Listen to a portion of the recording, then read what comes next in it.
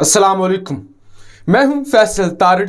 इस वीडियो के अंदर हमने बात करनी है कि मरियम नवाज किस तरह भारतीय वजीर आजम मोदी के नक्शे कदम पर चल रही हैं, किस तरह गैर मुल्की फंडिंग इस वक्त पाकिस्तानी अदालतों के खिलाफ और पाकिस्तानी फौज के खिलाफ इस्तेमाल हो रही है। हमने बात करनी है कि क्या अमेरिका और इसराइल इमरान खान साहब को घर भेजना चाहते हैं। क्या इमरान खान नाकाबिले कबूल हो चुका है शैतानी ताकतों के लिए। क्या इन शैतानी ताकतों का इन आलमी तागूती कुव्वतों की यह फंडिंग है जिस वजह से पाकिस्तान के अंदर अदारों को बदनाम किया जा रहा है और खान की हुकूमत को चलने नहीं दिया जा रहा। पाकिस्तान के अंदर जी इस वक्त एक तूफान बदतमीजी मचा हुआ है। लोगों को कंफ्यूज किया जा रहा है, बेवकूफ बनाया जा रहा है। उसकी सबसे बड़ी वजह यह है कि हो सकता है 2022 अगला जो साल चल रहा है इसके अंदर मुल्क के अंदर आम इंतखाबात हो जाएं, क्योंकि इस हवाले से सीरियस बातचीत हो रही है। जिस तरह के हालात बनाए जा रहे हैं, जिस तरह की मुल्क की सूरत हाल बन रही है, बहुत जल्द ऐसा हो सकता है कि इमरान खान कहें कि मैं जा रहा हूं, मैं एक नया इलेक्शन करवाने जा रहा हूं।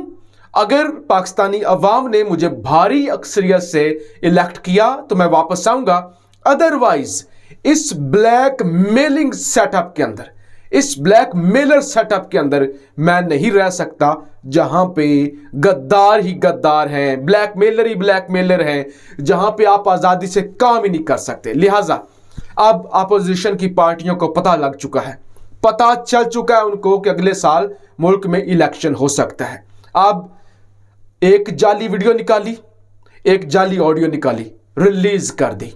अब उस पर हाइप क्रिएट की, अपने जो पसंदीदा टीवी चैनल्स हैं या अपने जो पसंदीदा लफाफे हैं उनको पैसे दिए, उनसे ट्वीट्स करवाए, उनसे प्रोग्राम करवा दिए, उनसे यूट्यूब की वीडियोस करवा दी, उनको वायरल किया। अब पाकिस्तान के अंदर तासुर क्या गया कि अदालतों ने जानबूझकर नवाज शरीफ को सजा दी, जबरदस्ती सजा दी इमरान खान को लाने के लिए। तासुर यह दिया कि दुनिया की सबसे बेहतरीन आर्मी जो कि पूरी दुनिया में 10वें नंबर पर है, उस आर्मी की इन्वॉल्वमेंट होती है, वो पॉलिटिकल सेटअप को चलाती है, वो मुल्क के अंदर सियासी निज़ाम में इंटरफेयर करती है। लिहाजा आपने आर्मी को भी बदनाम कर दिया, आपने अदलिया को भी कर दिया बदनाम, और आपने अपने गुनाह जो छुपाए हुए थे, आपने खुद जो आप जीरो से हीरो बने, आपके पास एक टका भी नहीं था, आपने बरतानिया के अंदर उस जगह पे फ्लैट खरीदे जहां पे बरतानिया का वजीर आजम भी नहीं खरीद सकता। औकात ही नहीं है बरतानवी वजीर आजम की कि वो इतनी महंगी जगह पर फ्लैट खरीद सके, वहां पे आपने 4 फ्लैट खरीद लिए। तो लिहाजा लोगों की तवज्जो उस तरफ ना जाए। आपने जो कहा कि मेरी पाकिस्तान में तो क्या, लंदन में तो क्या, पाकिस्तान में भी कोई प्रॉपर्टी नहीं, लोगों को वो भूल जाए। आप जो कतरी खत लेकर आई, जाली लेकर आई, ट्रस्ट डीड जाली खत, लोग वो भी भूल जाए। आप जो कैलबरी फॉन्ट लेकर आई, दुनिया उसको भी भूल जाए। तो लिहाजा लोग रोज एक तमाशा लगाया, कभी किसी सहाफ़ी को ब्लैकमेल किया, कभी किसी सियासतदान को ब्लैकमेल किया, कभी किसी जज को ब्लैकमेल किया। यानी पूरे जो आप कह सकते हैं मुल्क का सेटअप है, रियासती अदारे हैं, सब कोई सारे ही गंदे हैं। मतलब सारे रियासती अदारे ही करप्ट हैं, सारे रियासती अदारे करप्ट हैं, सारे 2 नंबर है। अगर ठीक है कोई इस मुल्क के अंदर तो वो है मरियम नवाज और मरियम के अब्बाजान, जो कि मुल्क छोड़ के जाली बीमारी का ड्रामा करके भाग चुके हैं। तो ये तासुर दिया जा रहा है कि इस मुल्क के अंदर ना तो इमरान खान ईमानदार है, ना इस मुल्क के अंदर कोई जज ईमानदार है, ना इस मुल्क के अंदर फौज ईमानदार है। इस मुल्क के अंदर सिर्फ नवाज शरीफ ईमानदार था, मुल्क की तरक्की चाहता था, उसको बाहर भेज दिया है, यानी जेल में डाला और फिर बाहर भेज दिया। लिहाजा अब इसके अलावा कोई भी ईमानदार नहीं है। तो ये है मरियम नवाज का एतमाद।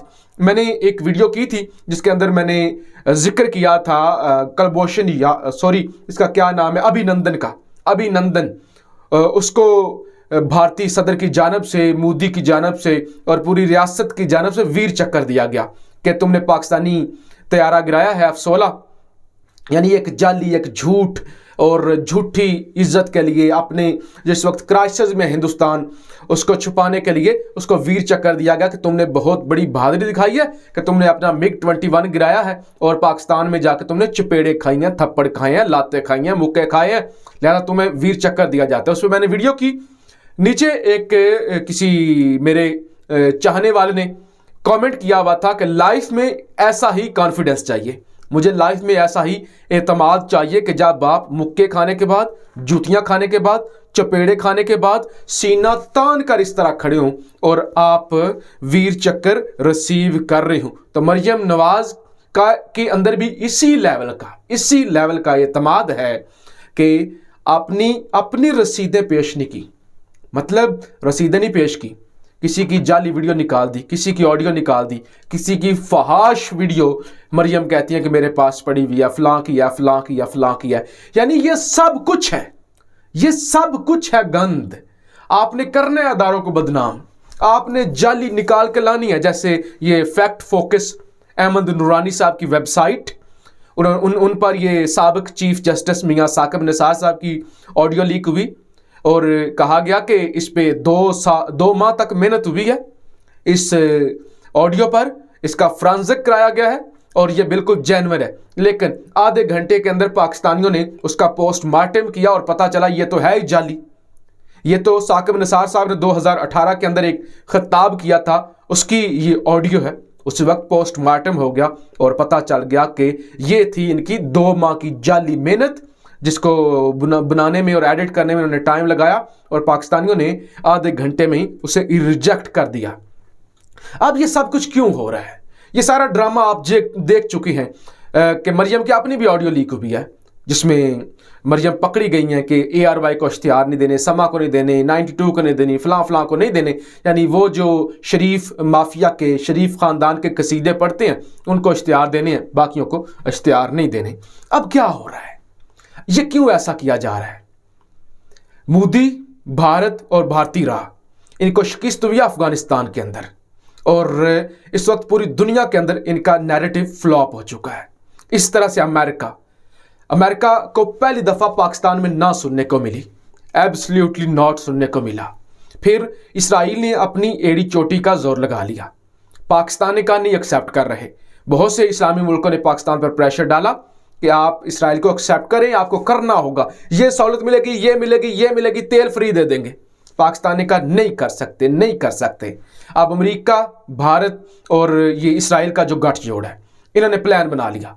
इन्होंने कहा कि अब एक ही रास्ता है, इतना बदनाम कर दिया जाए इमरान खान को, इतने रोड़े अटकाए जाए इमरान खान के रास्ते में कि इमरान खान को पाकिस्तानी अवाम रिजेक्ट कर दे और इमरान खान को हम घर भिजवा दें और पाकिस्तान के अंदर हमारे एजेंटों की, हमारे सहूलतकारों की, हमारे फंड पर पलने वालों की हुकूमत हो। और इसका अमली तौर पर सबूत यह है, फवाद चौधरी साहब ने प्रेस कॉन्फ्रेंस किया, उसमें यह कहते हैं कि इस्लामाबाद के एक होटल में जिस तकरीब में खिताब किया है मरियम नवाज ने, वो तकरीब गैर मुल्की फंडिंग से करवाई गई थी और उस सिलसिले में उमर अयूब साहब ने स्टेट बैंक को खत भी लिख दिया है। तो ये सब कुछ इस वक्त हो रहा है। मैंने आपको बता दिया 2022 में इलेक्शन हो सकता है, तो इस ज़ेन साजी की जा रही है, प्रोपेगेंडा किया जा रहा है और अपने ये जो खास तौर पे नून लीग जो फ्लॉप हो चुकी, देखिए ना,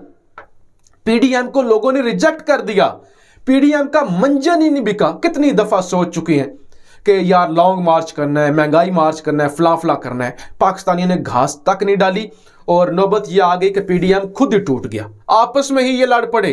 पीपल्स पार्टी छोड़ गई, पीपल्स पार्टी ने सबको इस्तेमाल किया, गिलानी को बना लिया अपना सेनेटर और इनके हाथ कुछ नहीं आया। तो अब ये इस तरह का जाली प्रोपेगेंडा भारत की ईमा पर, इसराइल की ईमा पर, अमेरिका की ईमा पर कर रहे हैं।